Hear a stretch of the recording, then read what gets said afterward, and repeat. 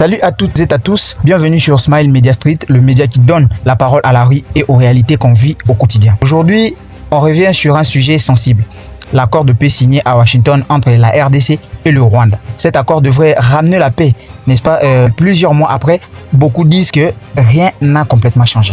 Alors, pour en parler plus, nous avons invité le journaliste et analyste politique Francis Aouka qui va partager un peu son point de vue sur ces dossiers. Merci d'être avec nous, Francis.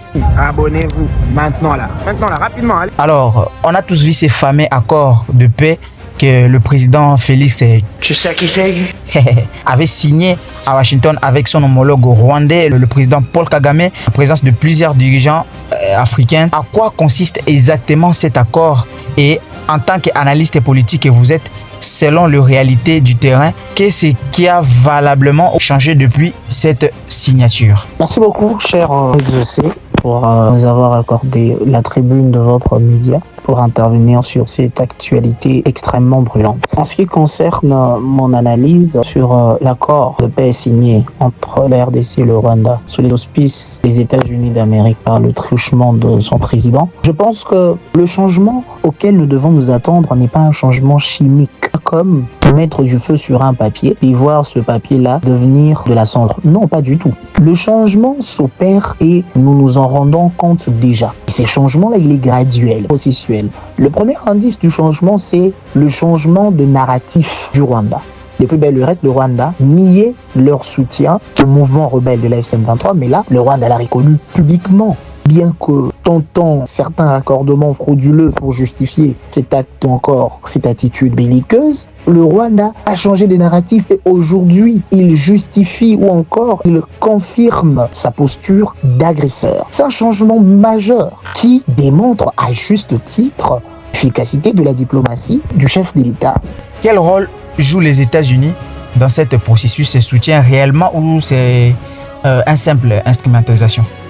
Écoutez, les États-Unis, leur soutien, justement, il ne faut pas penser qu'il s'agit d'une instrumentalisation parce qu'il faut se poser la question, qui instrumentalise-t-il? Je ne pense pas que la République démocratique du Congo est instrumentalisée par le pays de l'oncle Sam. Je ne pense pas du tout. Mais il faut noter que l'apport des États-Unis est significatif, d'abord au regard de sa posture. Les États-Unis d'Amérique sont la première puissance mondiale et son implication dans pareille situation, disons-le comme ça, relève justement d'une symbolique forte. Depuis belle lurette, on n'a pas vu les États-Unis prendre à bras le corps la situation que traverse notre pays dans sa partie orientale. Et aujourd'hui, il faut qu'on se le dise, les États-Unis garantissent leurs intérêts parce que notamment son image est en jeu. Si les États-Unis aujourd'hui échouent dans cette médiation, ça veut dire que quelque part l'on remettrait en cause leur qualité de première puissance et l'on se dira comment se fait-il un pays, un grand pays, première puissance mondiale comme les États-Unis, se laisse rouler par le Rwanda. Et je pense pas du tout que les États-Unis accepteront que leur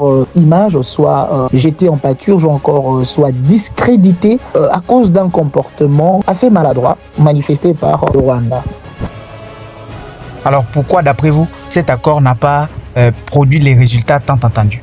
Déjà, il faut s'interroger quels sont les résultats attendus et puis je n'ai pas, à mon avis, pris une posture de négativité en ce qui concerne les résultats. Je l'ai mentionné à la première intervention que le changement était processuel et aujourd'hui, nous avons notamment constaté que le Rwanda, il est en train de reconnaître son soutien au M23 qui est un mouvement qui perturbe la quiétude dans la partie orientale de notre pays, la République démocratique du Congo.